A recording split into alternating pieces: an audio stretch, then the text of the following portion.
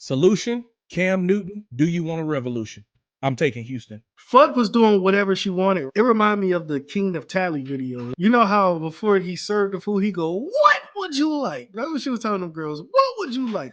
What's good, ladies and gentlemen, and welcome into yet another episode of the Fitz Take Podcast. I'm your guy, Jamarcus Fitzpatrick, but you know you can always call me Fitz. That man in boxes with me is Mr. Elijah Nixon, aka E Money, aka a very happy fellow Connecticut from the state of Connecticut. He's very, very happy because of what of his home state team did in the women's Final Four. Guys, thank y'all so much for subscribing to the YouTube channel. If you're not a subscriber, hit the bell down below and please subscribe to the channel. Also follow myself, Elijah, and my production company, One Way Productions, on our social media platforms that will be linked down in the description of this video.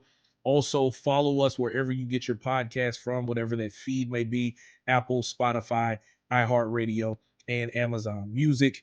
And we're just continuing to expand as we go along, guys, because whether it's interviews that we're bringing along, these different show breakdowns where we're talking about the things going on in the sports world, we're just trying to continue to grow. So as you guys follow us, give us feedback, comment, all those things like that, it just keeps continuing to help us be on the right track. Elijah, how you feeling, man? Because you know your UConn Huskies are national champions for the 12th time in program history. It's bittersweet. It's bittersweet, but it's been a good week. You got UConn, they pull it out, but South Carolina is like still like a second home, and seeing that happen really was sad. But it's been a good week too because one of my favorite players of all time is being inducted into the Hall of Fame. If you know, you know. In gym class, I had my headband, and then I cut off these sleeves. Sick. I thought I was mellow. I was 150 pounds trying to post people up because Melo did it. Now, did I go anywhere? Absolutely not. Absolutely. Shot more air balls than hit the rim. But at the same time, I still thought I was Carmelo Anthony. So if you ever see my 2K player, it's designed like Carmelo Anthony. So it's nothing I can't do. Nothing I can't do, baby. That's so sick. That's congratulations to Melo on making it first ballot Hall of Famer. He absolutely deserves it. One of the best ISO ball players, like you said, playing in the post or whatever he was doing. It made it fun to watch basketball back in the days for us, for sure. With that, ladies and gentlemen, though, we're gonna hop into talking about the women's Final Four as we saw UConn, man, absolutely rout South Carolina 82-59. Freshman sensation, and I say this with my whole chest and full-heartedly believe it. Sarah Strong will be the number 1 overall pick in the WNBA draft in whatever draft class she is a part of. 24 points, 15 rebounds, 14 of them being on the defensive end, 2 of 3 from the three-point line. She was 10 of 15 from the field goal from the floor. AZ Fudd had 24 points. And then Paige Beckers ends her career, one of the best in UConn history, for sure, scoring 17. And the Huskies score 82 on South Carolina, nearly 30-piecing them again. They beat them in the regular season. They get an opportunity to run it back, and they do pretty much the same thing. South Carolina gave a valiant effort, but they didn't get any double-figure scores from any of their starters. Joyce Edwards was able to score 10 points, though, off the bench, and Tessa Johnson also scored 10 points off the bench. But ultimately, they just ran out of bullets, and they lost here in the championship and were not able to repeat as champions. So, Elijah, just what was your takeaway from the game? I mean, for me, I was, walking through this parade homes thing that me and my wife were doing. So I was listening to the game more than I was watching it. But I was hearing a lot of team basketball happening on UConn's end. And as I was checking the score and looking back, I was like, oh, that's a 10-point lead. Oh, that's a 12-point lead. Ooh, it's getting to 20. And it's getting real bad. Yeah. So what was your takeaway from what you saw in the game? Before I even get on that rant, what UConn did, I'm going to tip my hat off to South Carolina. It's tough to get back to a national championship game, but Dawn Staley was able to do it. And the team is not an old team neither. It's a fairly young team. So to get them back there and put them on that stage, I think it's pretty cool. But tip your hat off to that. But UConn, let me tell you something. I'm from Connecticut. I got to tell you, this you know, the Breonna Stewart era where they won 4 in a row with Breonna Stewart.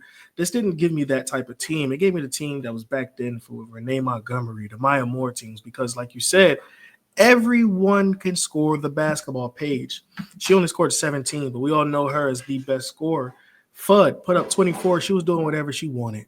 Whatever she wanted. If she wanted to get to the basket, there it was. If she wanted to step back and take a 3, there it was. And Sarah Strong came on strong, man. She did a great job hitting a couple of shots from the outside and hitting some post layups down there. And what really showed, I mean, it showed throughout the whole year, but we talk about this all the time, Fitz. If you got moves down low, it's going to be hard to stop you. And Sarah has moves. She has moves to get her shot off down there. She does a great job of pinning them down and doing what she got to do, whether if it's a jump hook or she can come down and set a screen, get back and pop out for a three-pointer, or pump fake, get her shot in for a 2. Sarah was remarkable today. But this UConn team remind me of a team that was way back when everybody could score and they run you back and forth. I really enjoyed that. Like, it's like, but getting back to Fudd was doing whatever she wanted, right?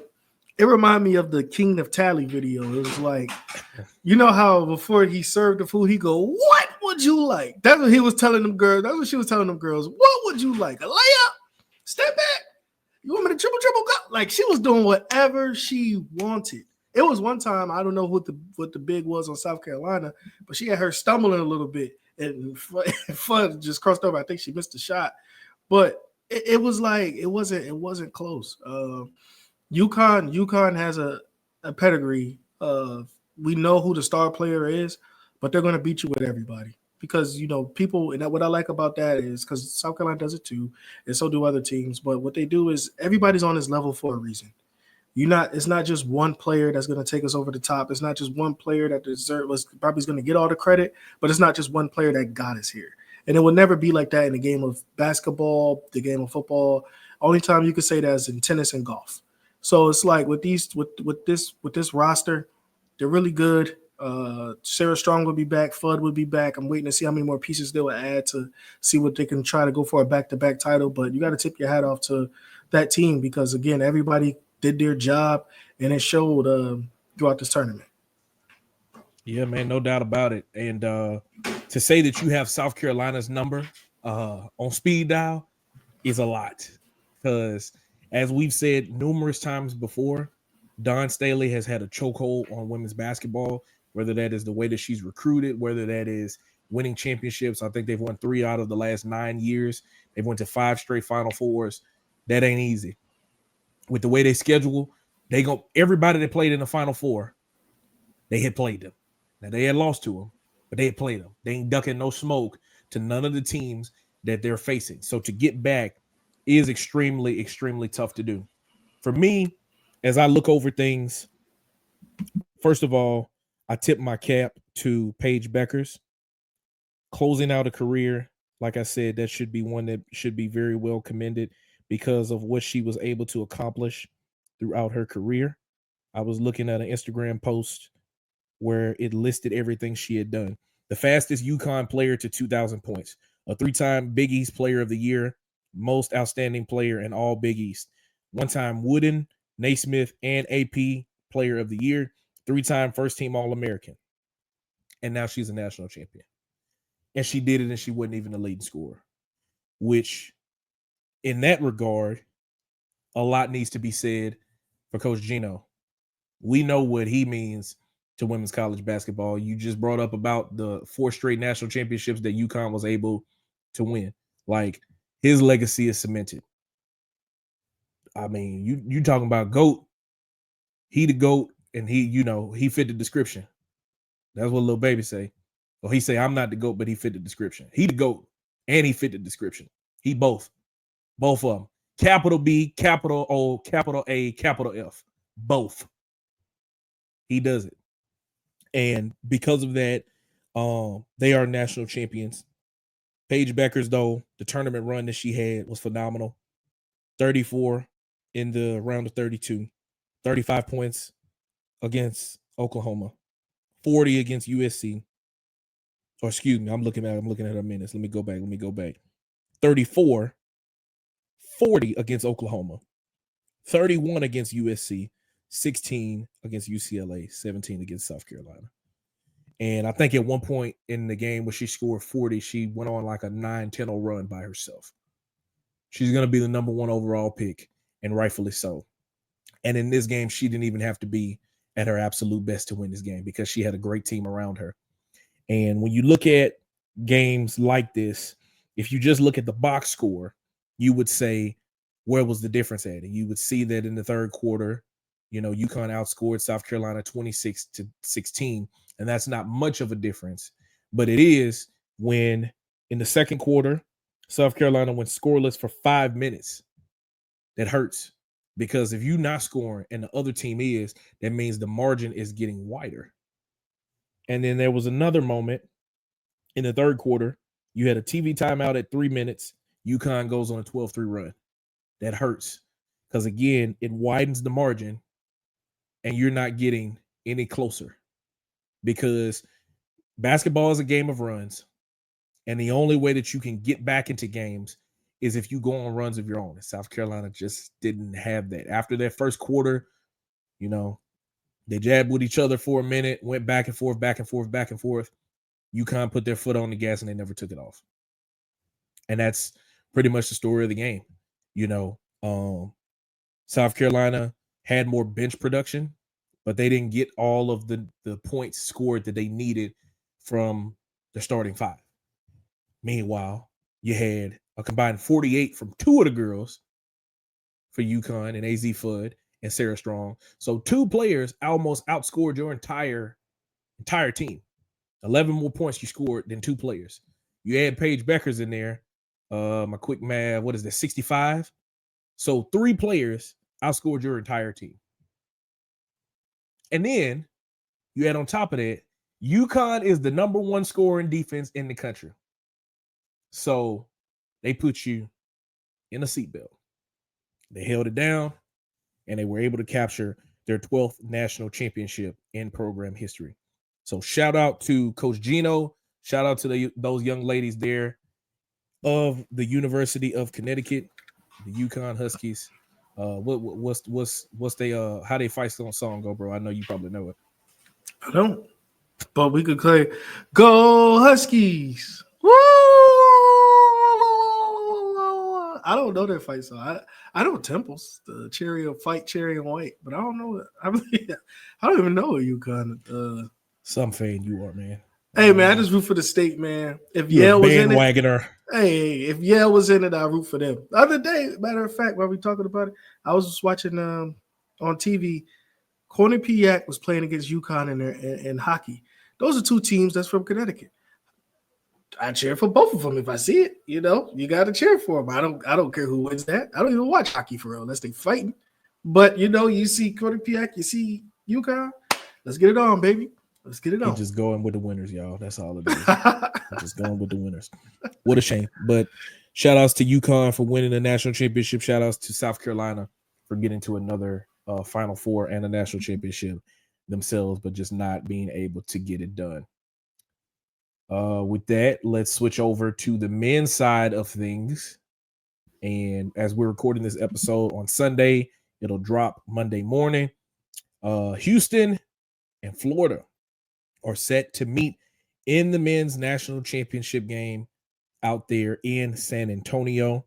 Florida, has been playing extremely well in the tournament, and they were able to come from behind to beat Auburn.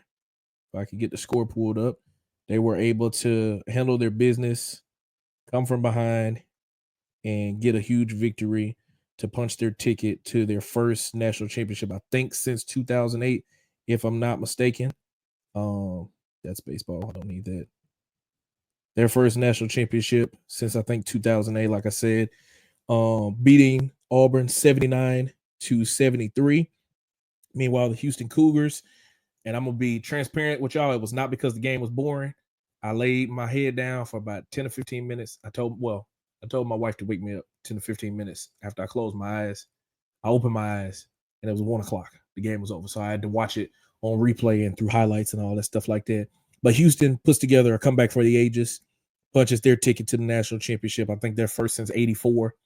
So now the stage is set, and it's going to be Florida and Houston for the shot to be called national champions. So Elijah, what's your pick? Who are you taking in the national championship game? Man, it's tough, man, because I love defense. I love what Houston has done.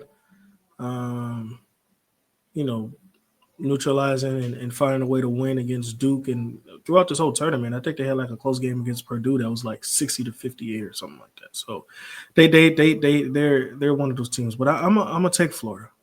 I'm gonna take Florida. I know Florida is one of the top scoring teams in the nation. I know Houston is the top defensive team in the nation, and I get it. Defense wins championships. Yes, they do. But I think Florida could do something on the offensive end that, and that every team could do, which is score.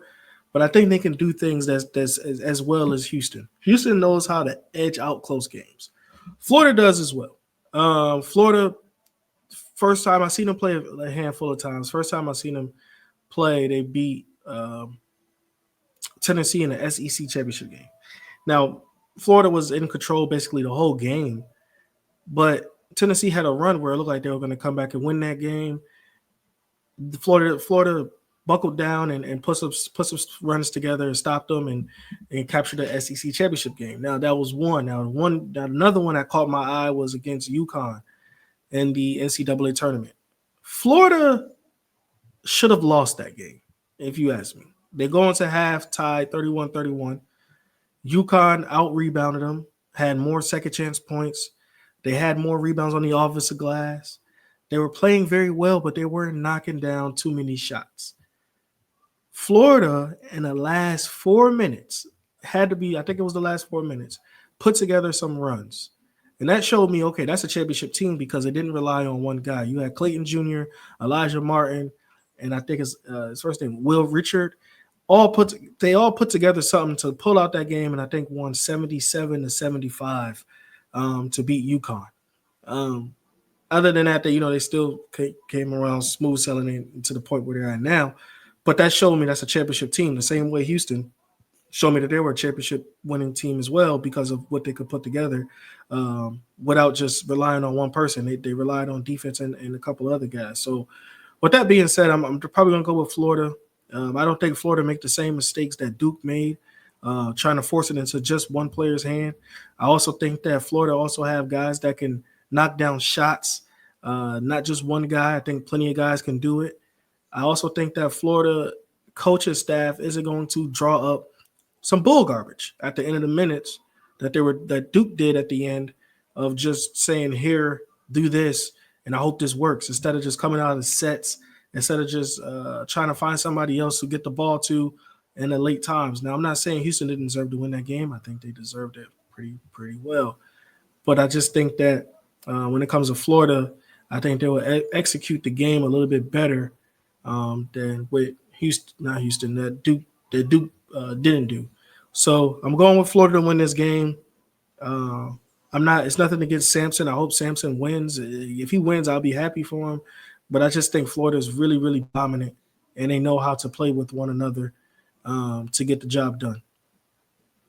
That sounds very good, brother. I'm going to say this. Solution, Cam Newton, do you want a revolution? I'm taking Houston all the way because of that championship level defense that they've been playing. All right. They are number one in the country. You just said it. They're number one in the country in scoring defense. We saw the seatbelt and car seat that they put Tennessee in back when they played earlier in the NCAA tournament, holding them boys to 15 points in the first half. All right. And when you look at the game trends of the last 10 games, of course, both of these teams have won their last 10 games. But one note that I noticed, Florida, right, has been averaging, 89 points a game. Their opponents have averaged 77 points per game, meaning they might beat you, but it's going to be a shootout. You're going to have an opportunity to score some buckets playing against them. Meanwhile, Houston, in the last 10 games they played, they're averaging 71 points, and their opponents have averaged 59 points per game. So that means if you beat these boys, you earned it, and you worked for it. And I just don't believe that it's going to be the Florida Gators that are going to be able to get it done. Because if Tennessee was able to face against them boys and can only put up 15 points in a half, and then Duke had them on the ropes, but they couldn't inbound the ball and get a playoff because of all the young players they had on the floor and all of them old heads that Houston has, and LJ Cryer and Jawan Roberts and Tugler and all them boys that have experience and have been there before and have fought and scrapped and have been through the fire, that they know how to play defense, and they are able to come from behind and keep you to holding to just one basket or one field goal made in 10 minutes of basketball. That's insane. Men's basketball in college is 20 minutes per half. And them boys said, cut it in half. Y'all not scoring but one bucket, and it's going to be from your best player, Cooper Flagg. Everybody else, you're going to have to find another way.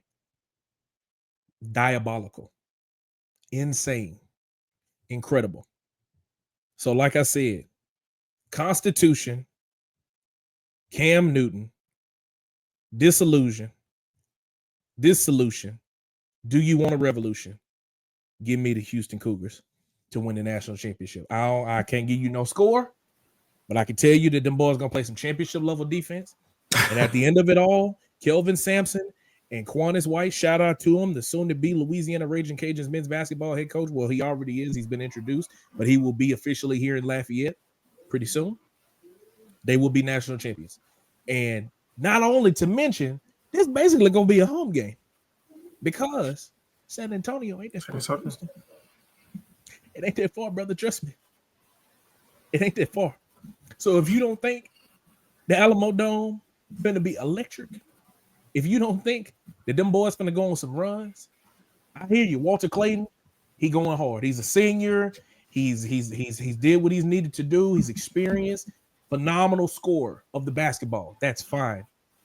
All them guys that you named that's on the team, great. But Houston scoring defense against that scoring offense. Offense sells tickets. That's what make you come to the game because you want to see Cooper Flagg. You want to see Walter Clayton. That's cool. But defense wins you championships. You know why? Because we just said earlier, UConn put South Carolina in the seatbelt, and they're the number one scoring defense in the country. So that's just how we feel, ladies and gentlemen. You tell us, make your picks. If you're watching this episode early this morning on Monday, make your picks down in the comments. Let us know. Do you have Houston? Do you have the Florida Gators? Is it going to be Chomp 'em, or is it going to be, I don't know what they call them, Go Cougs, I think it is, something like that? Cougars. Well, tell us what it's going to be and tell us why. Me and Elijah are on two different ends with this one, but I think it's going to be because of the defense. And, defense is what's going to end up winning you a championship at the end of the day. I don't know what their little thing is, but it's going to be that. It's going to be that. Shout out to the boys, man. And we'll be watching that. I think their game is at like 7:50 Monday night. So it'll be a fun one to watch. It'll be a fun one to watch. So quick and easy show here, ladies and gentlemen. But Elijah, I think you got something that you want to share with everybody. So I'm going to give you the floor, brother, and put you on solo. Yeah, man. So first and foremost, this will be my last week at KATC. I want to say thank you guys out there. So, whatever parish I did cover from St. Landry, St. Martinville to Lafayette Parish, I just want to say thank you guys. It's been a great run. I got did a year and a half here, and now with Friday coming, it's going to be like really bittersweet because this moment right here, nobody really looks forward to. Nobody looks forward to it. But at the same time, that, when opportunity comes, then sometimes you have to take it. So with Lafayette, I want to say thank you to my colleagues, the other reporters at the station. I'm going to say thank you to them. Of course, my guy Fitz. I'm gonna say thank you to you, and I know Megan was here when I first started. I'm gonna say thank you to her as well. So my time in Lafayette is not completely. It's gonna be over Friday for KATC, but I'll still be here for a little bit after that, probably until like the beginning or mid May. Then after that, I'll be heading out to my new adventure. But as of right now, man, I just want to say thank y'all, and it's gonna be a sad week, but it's gonna be a fun one as well.